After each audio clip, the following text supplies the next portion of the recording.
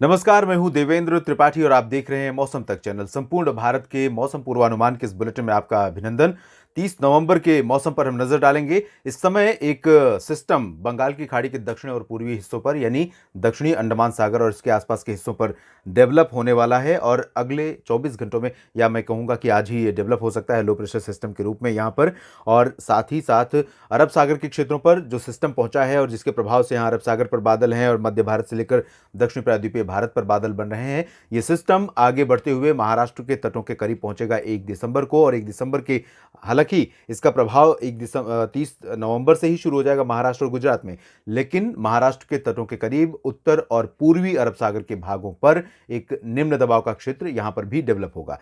इसका प्रभाव बहुत लंबे समय तक नहीं होगा, लेकिन जो सिस्टम बंगाल की खाड़ी में बनेगा वो आगे बढ़ेगा और भारत के पूर्वी तटों की तरफ आएगा। तो भारत के तमाम हिस्सों पर बहुत बारिश होने की संभावनाएं बन रही हैं। और जैसा कि मैंने बताया था कि दिसंबर की बहुत धमाकेदार शुरुआत मौसम के संदर्भ में अगर मैं देखूं तो होने जा रही है दिसंबर की शुरुआत। इसके अलावा बहुत ही इंपॉर्टेंट फैक्टर है उत्तर भारत के पहाड़ों पर आने वाला सक्रिय पश्चिमी विक्षोभ भी, जो आज दस्तक दे सकता है और इसका प्रभाव यहां पर दिखाई दे सकता है। हालांकि बहुत ज़्यादा इंटेंस एक्टिविटी अभी 4-5 दिनों तक नहीं होगी। उसके बाद एक नया WD आएगा जो बहुत ही स्ट्रांग होगा और जिसके चलते पहाड़ों से लेकर मैदानी इलाकों तक मौसम बदल जाएगा। तो ये मौसमी सिस्टमों की स्थितियां रहीं। और अब आइए जानते हैं क्या होगा बारिश का मौसम अगले 24 घंटों के दौरान देश के तमाम हिस्सों पर।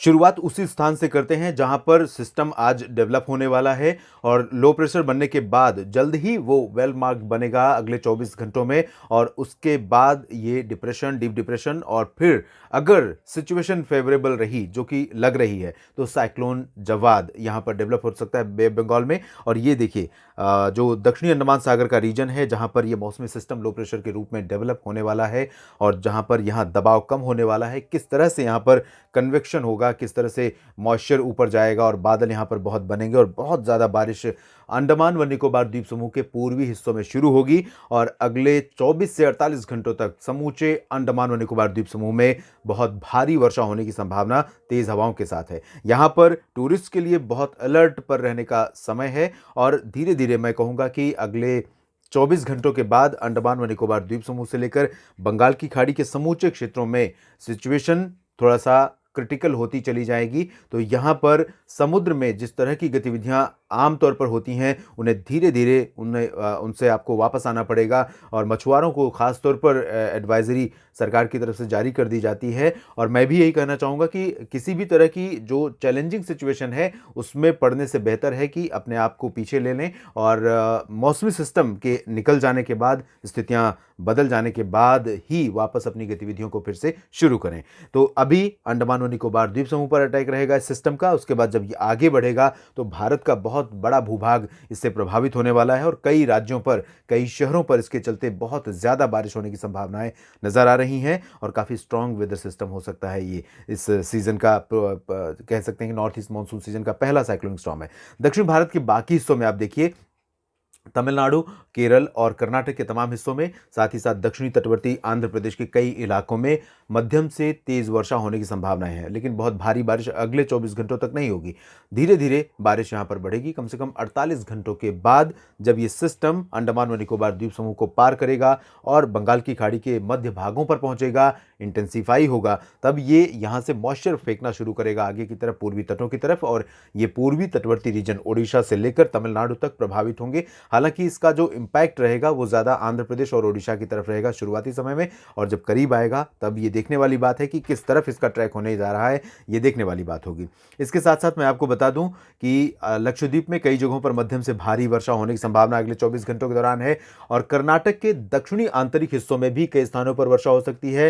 रायलसीमा में कई स्थानों पर हल्की वर्षा हो सकती है, जबकि उत्तरी आंतरिक कर्नाटक, तेलंगाना और उत्तरी तटवर्ती आंध्र प्रदेश के रीजन्स में, ये आंध्र प्रदेश का क्षेत्र है, तेलंगाना और उत्तरी आंतरिक कर्नाटक का रीजन, इन भागों पर मेनली ड्राई वेदर रहेगा।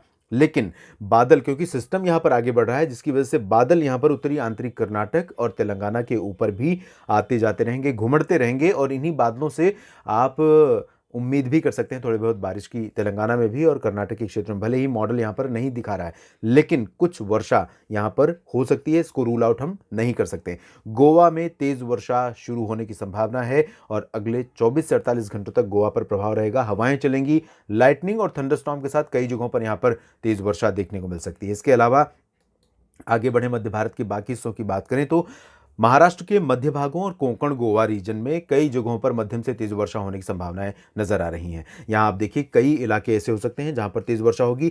रत्नागिरी से लेकर नीचे सिंधुदुर्ग को हम छोड़ेंगे जहां पर ज़्यादा संभावना फिलहाल नहीं है, लेकिन क्योंकि बादल यहाँ पर रहेंगे, सिस्टम महाराष्ट्र के बिल्कुल पैरेलल रहेगा अरब सागर में, बहुत ज़्यादा दूर नहीं है, तो मॉइस्चर यहाँ पर निश्चित रूप से रहेगा और बहुत प्रबल संभावना तो नहीं है, लेकिन बारिश यहाँ पर रत्नागिरी में भी, सिंधुदुर्ग में भी हो सकती है। सांगली, सतारा, कोल्हापुर, सोलापुर से लेकर पुणे, नासिक, नंदुरबार, धुले, जलगांव, अहमदनगर तक बारिश होने की संभावनाएं हैं और मुंबई, पालघर, ठाणे, ये जो रीजन है उत्तरी कोंकण गोवा का, इन भागों में भी कई स्थानों पर वर्षा होने की संभावना है। अनुमान ये है कि गुजरात के दक्षिण पूर्वी हिस्सों में कई इलाके ऐसे हो सकते हैं जहां पर तेज वर्षा होने की संभावनाएं रहेंगी और यहाँ जो संभावनाएं बारिश की हैं, सौराष्ट्र में भी इसी तरह की बारिश हमें देखने को मिल सकती है, दादरा नगर हवेली, दमन दीव में। और ये जो इंटेंसिटी है दक्षिण पूर्वी गुजरात और सौराष्ट्र के तटवर्ती रीजन्स पर, ये अगले 48 घंटों तक बरकरार रहेगी, यानी 30 नवंबर ही नहीं बल्कि 1 दिसंबर को भी यहाँ पर एक्टिविटी देखने को मिलेगी।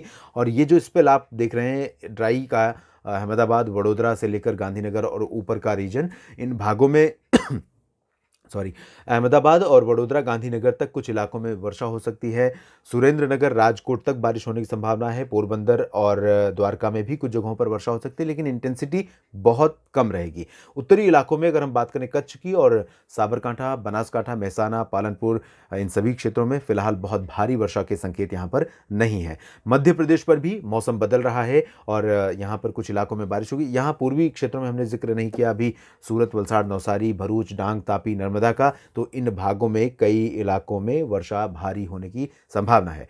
मध्य प्रदेश में इंदौर और धार तथा खरगोन में कुछ हिस्से ऐसे हो सकते हैं जहां पर बारिश होगी। बादल यूं तो मध्य प्रदेश के समूचे पश्चिमी क्षेत्रों पर रहेंगे, ग्वालियर तक बादल पहुंच सकते हैं, लेकिन ग्वालियर तक वो बादल पहुंचेंगे जिनकी हाइट ज़्यादा रहेगी और इंटेंसिटी उनमें, यानी थिकनेस उनकी बहुत ज़्यादा नहीं रहेगी, तो वहाँ बारिश की संभावनाएं फिलहाल 30 नवंबर को नहीं है, उसके बाद ज़रूर संभावनाएं बन सकती हैं। भोपाल में कुछ बूंदाबांदी हो सकती है, उज्जैन में और रतलाम, मंदसौर में कुछ जगहों पर बूंदाबांदी हो सकती है। पूर्वी मध्य प्रदेश में मौसम शुष्क रहेगा, छत्तीसगढ़ और ओडिशा के भागों में मौसम मुख्यतः साफ और शुष्क रहेगा अगले 24 घंटों के दौरान।